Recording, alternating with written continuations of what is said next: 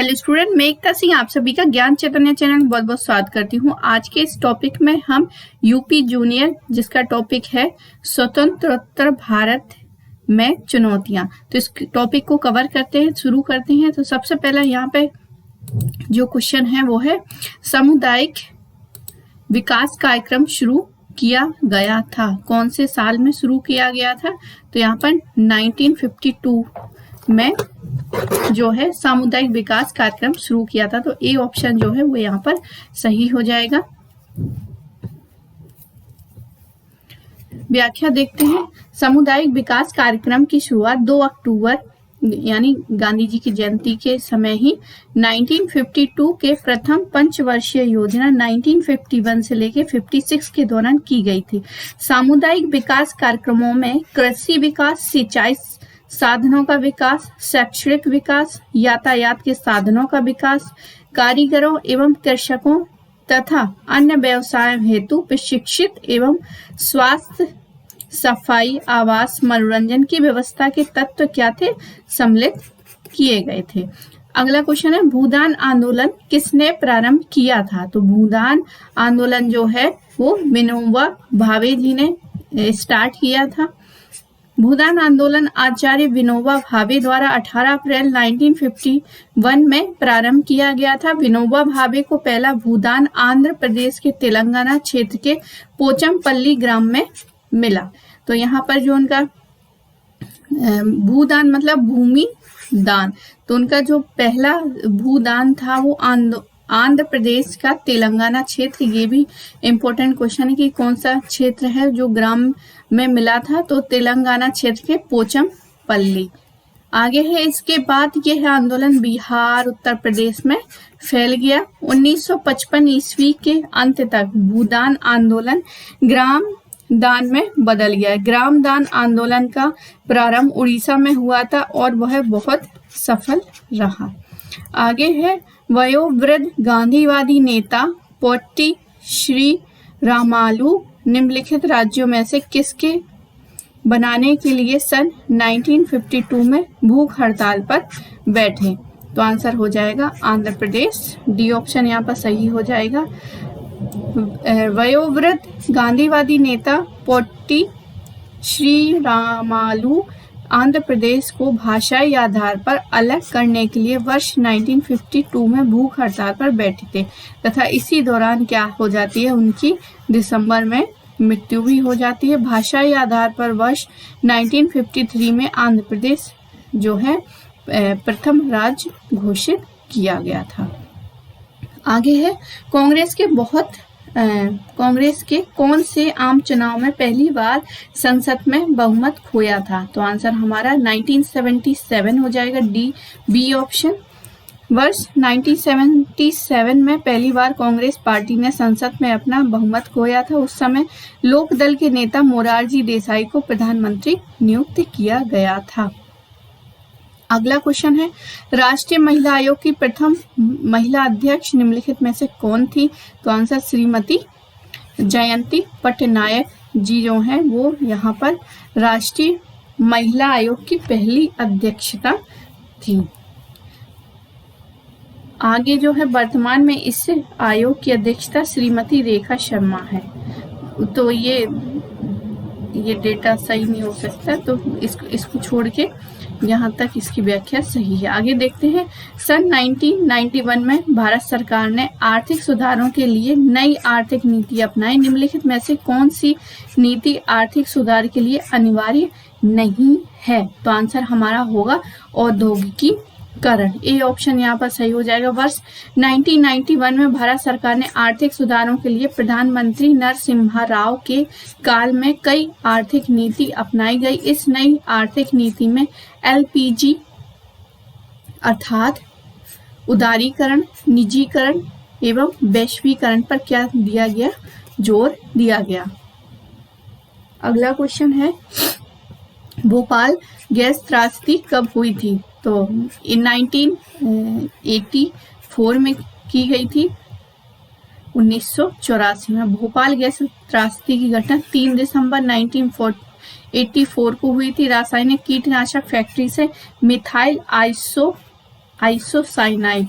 तो कभी कभी गैस भी पूछता है कौन सी गैस है जिसकी वजह से जो है बहुत सारे लोगों की मृत्यु हुई थी, तो वो है मिथाइल आइसोसाइनाइड के रिसाव हो जाने से हजारों लोगों की मृत्यु हो गई थी। मिथाइल आइसोसाइनाइड गैस एक विषैली गैस होती है। अगला क्वेश्चन है, भारत में राष्ट्रीय विकास परिषद NDC का गठन कब किया गया था? तो 6 अगस्त 1952 में। राष्ट्रीय विकास परिषद की स्थापना 6 अगस्त 1952 को की गई थी। NDC का कार्य योजना आयोग के द्वारा तैयार किए गए बजट का सर्वेक्षण करना है। वर्तमान में योजना आयोग की जगह नीति आयोग की स्थापना की गई। NDC का अध्यक्ष भारत का प्रधानमंत्री होता है। अगला है, साधन संरक्षण की दिशा में नर्मदा बचाओ अभियान किसने शुरू किया था? तो आंसर बिल्कुल मेघा पाटकर हो जाएंगी। संसाधन संरक्षण की दिशा में नर्मदा बचाओ अभियान एक सामाजिक आंदोलन था। इस आंदोलन की शुरुआत जो है 1980 के दशक में सामाजिक कार्यकर्ता मेधा पाटकर के द्वारा किया गया था। आगे है, शैक्षिक सुधार हेतु राष्ट्रीय शिक्षा नीति कब लागू की गई थी? तो आंसर 1986। शैक्षिक सुधार हेतु राष्ट्रीय शिक्षा नीति प्रधानमंत्री राजीव गांधी के काल में 1986 में लागू की गई थी। इस नीति के तहत ही 1987 में ऑपरेशन ब्लैक बोर्ड की शुरुआत की गई थी। अगला है, प्रथम वित्त आयोग ने आयकर के शुद्ध आगमन का कितने प्रतिशत संघ द्वारा राज्यों को दिए जाने की संस्तुति की थी? तो यहाँ पर कितना हो जाएगा? 55% जो है यहाँ पर दिया गया था, संस्तुति की गई थी। आगे है, प्राथमिक शिक्षा उपलब्ध करवाने हेतु सर्व शिक्षा अभियान का लक्ष्य था। तो वे सभी बच्चे जो 6 से 14 वर्ष की आयु समय में है, तो ए ऑप्शन यहाँ पर सही हो जाएगा। प्राथमिक शिक्षा उपलब्ध कराने हेतु भारत सरकार द्वारा सर्व शिक्षा अभियान की शुरुआत की गई थी। इस अभियान के तहत भारत के सभी 6 से 14 वर्ष तक के बच्चों को अनिवार्य एवं निःशुल्क शिक्षा की व्यवस्था की गई थी। अगला क्वेश्चन है, विरासत के संरक्षण हेतु स्मारक पुराशेष स्थान एवं प्राचीन वस्तु अधिनियम राजस्थान में कब लागू किया गया था? तो ये राजस्थान टेट में है, इसलिए राजस्थान विशेष से पूछा गया। तो यहाँ पर 1961 जो है वो सही हो जाएगा, आंसर ए। आगे है, माना पाखांजूर और मैनपाट का संबंध किससे है? तो इसका संबंध है शरणार्थी स्थल से। बी ऑप्शन सही हो जाएगा, जो कि एक छत्तीसगढ़ राज्य में स्थित है। आगे है, द्वितीय पंचवर्षीय योजना में स्थापित छत्तीसगढ़ राज्य की प्रमुख औद्योगिकी नगरी कहाँ स्थित है? तो भिलाई है, ये औद्योगिक नगरी भिलाई है। द्वितीय पंचवर्षीय योजना को महान नोबिस मॉडल भी कहा जाता है। इस योजना के तहत भारत में औद्योगिकीकरण की प्रक्रिया को तेज कर दिया गया तथा प्रमुख स्थानों पर बड़े बड़े इस्पात उद्योगों की स्थापना की गई, जिनमें भिलाई यानी छत्तीसगढ़, बोकारो झारखंड, राउरकेला उड़ीसा, दुर्गापुर पश्चिम बंगाल आदि प्रमुख है। इसलिए द्वितीय पंचवर्षीय योजना में स्थापित उद्योगों के कारण ही भिलाई को छत्तीसगढ़ की औद्योगिक राजधानी कहा गया। अगला क्वेश्चन है, भारत में प्रथम परमाणु परीक्षण किया गया था? तो ये पोखरण में किया गया था। पोखरण कहाँ पर है? राजस्थान में है। इस परीक्षण को हंसते यानी लाफिंग बुद्धा का नाम दिया गया, जबकि द्वितीय परमाणु परीक्षण जो है 1998 को शक्ति 98 नाम दिया गया। अगला, क्षेत्रीयतावाद मुख्य कारण है? तो क्षेत्रीयतावाद जो है सामाजिक तनावों का जो है मुख्य कारण है। सामाजिक तनावों से क्षेत्रवाद को बढ़ावा मिलता है। इसी सामाजिक तनाव के कारण भारतीय स्वतंत्रता में क्षेत्रवाद को बढ़ावा मिल गया तथा भारत एवं पाकिस्तान जैसे देशों का उदय हुआ। आगे, सर्व शिक्षा अभियान वर्ष मतलब कितने वर्ष से कितने वर्ष? तो यहाँ पर आंसर हो जाएगा 6 से 14 वर्ष के बच्चों को जो है प्राथमिक शिक्षा प्रदान करने की दिशा में कदम है ये सर्व शिक्षा अभियान 6 से 14। किस राज्य में मिड डे मील योजना सबसे पहले शुरू की गई थी? तो आंसर हो जाएगा तमिलनाडु में, कब आरंभ की गई थी? 1962 में। दूसरा गुजरात है राज्य बना, जहां 1984 में मिड डे मील योजना शुरुआत हुई थी। हरियाणा में मिड डे मील योजना की शुरुआत वर्ष 2004 में की गई थी तथा उत्तर प्रदेश में मिड डे मील योजना की शुरुआत जो है 1995 में की गई थी। अगला, जवाहरलाल नेहरू की मृत्यु के बाद प्रधानमंत्री का कार्यभार किसने संभाला था? तो गुलजारी लाल नंदा ने। इनकी जो मृत्यु है पंडित जवाहरलाल नेहरू जी की 27 मई 1964 के पश्चात गुलजारी लाल नंदा ने कार्यवाहक प्रधानमंत्री के रूप में अपना कार्यभार संभाला। ताशकंद में श्री लाल बहादुर शास्त्री की मृत्यु के बाद दोबारा 11 जनवरी 1966 को उन्होंने कार्यवाहक प्रधानमंत्री के रूप में शपथ ली थी। अगला क्वेश्चन है, स्वतंत्र होने पर भारत एक रियासत बन गया था। रियासत का दर्जा किस वर्ष जो है खत्म हुआ था? तो ये 1950 में इसको खत्म कर दिया गया था। 1950 में रियासत के रूप में मान्यता समाप्त कर दी गई थी। अगला क्वेश्चन है, भारत में प्रथम आणविक परीक्षण वर्ष 1974 में हुआ था। इसे किस नाम से जाना जाता है? तो इसे हंसते हुए बुद्ध के नाम से, लाफिंग बुद्धा, जो कि पोखरण में हुआ था सफल परीक्षण, वो भी 1974 में इसको जो नाम दिया गया था लाफिंग बुद्धा नाम दिया गया था। और द्वितीय जो है 11 मई से 13 मई 1998 में किया गया था, जिसका नाम था शक्ति 98। आगे है, स्वतंत्रता के बाद भारत द्वारा निम्नलिखित में से किस समस्या का सामना नहीं किया गया? तो आंसर हमारा होगा भारत, पाकिस्तान, ग्रेट ब्रिटेन में समान रूप से संपदा और कर्ज का बंटवारा। भारतीय स्वतंत्रता के तुरंत बाद भारत को कई प्रकार की समस्याओं का सामना करना पड़ा, जैसे रियासतों का एकीकरण, पाकिस्तान से आए शरणार्थी, आर्थिक विकास इत्यादि। पाकिस्तान तथा ग्रेट ब्रिटेन के साथ समान रूप से संपदा एवं कर्ज का बंटवारा जैसी समस्याएं स्वतंत्रता के समय नहीं थी।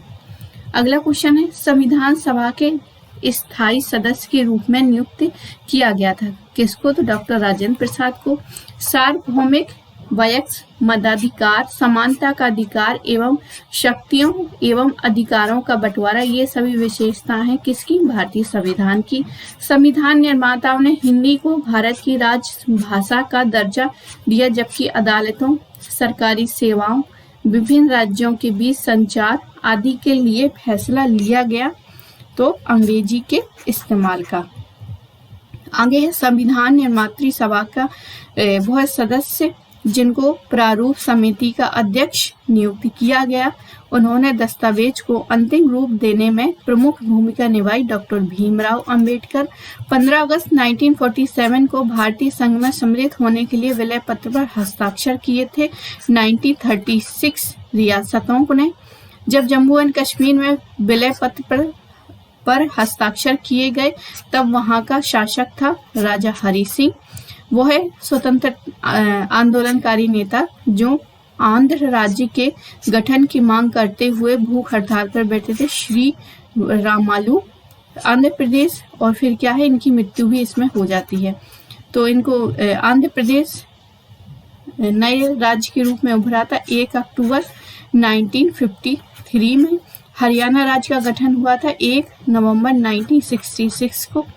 भारतीय स्वतंत्रता के दौरान हुए दंगों में गांधी जी की सक्रियता को देखते हुए माउंटबेटन ने उन्हें संज्ञा दी थी 1 मैन आर्मी की।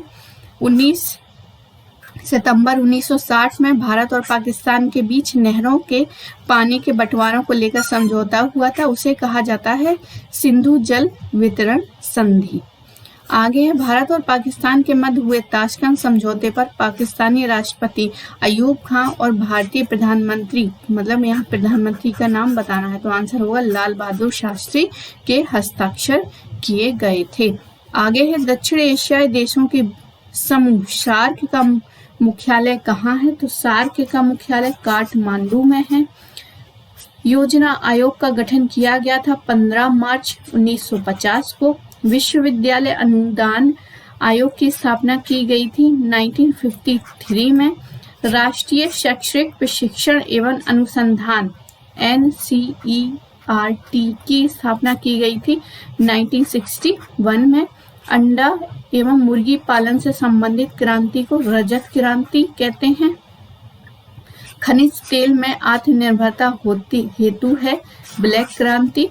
आलू उत्पादन से संबंधित क्रांति है राउंड क्रांति। स्वतंत्र भारत की प्रथम जनगणना हुई थी 9 फरवरी 1951 को। वह 2 वास्तुकार जिनको अंग्रेजों ने दिल्ली के पुनर्निर्माण का कार्य सौंपा था, जिससे कि दिल्ली को भारत की राजधानी बनाया गया, एडवर्ड लुटियंस एवं हर्बर्ट बेकर। वह आर्थिक योजना जिसमें सरकारी और निजी क्षेत्रों को विकास में भूमिका दी गई, उसे कहा जाता है मिश्रित अर्थव्यवस्था मॉडल। आजादी के समय ज्यादातर भारतीय रहते थे गांवों में। बहुत सारी पार्टियों के सदस्यों से मिलकर बनी थी संविधान सभा। दूसरी पंचवर्षीय योजना के तहत बढ़ावा दिया गया भारी इस्पात उद्योगों को। आंध्र प्रदेश राज्य बनाने के लिए सन 1952 में भूख हड़ताल पर बैठे थे वयोवृद्ध गांधीवादी नेता पोट्टी श्री रामालू, और फिर इनकी यहाँ पर मृत्यु भी हो जाती है। आगे है दक्षेश का वह देश जिसमें संविधान निर्मात्री सभा का हाल ही में चुनाव हुआ था, तो नेपाल। भारत में 1960 के दशक में आई हरित क्रांति से सर्वाधिक उत्पादन बढ़ा गेहूं व चावल का। वह एकमात्र भाषा जो चीनी तिब्बती लिपि में भारतीय नोटों पर छपी थी, तो वो है असमी। नागरिक सुरक्षा संगठन की स्थापना की गई थी 1962 में।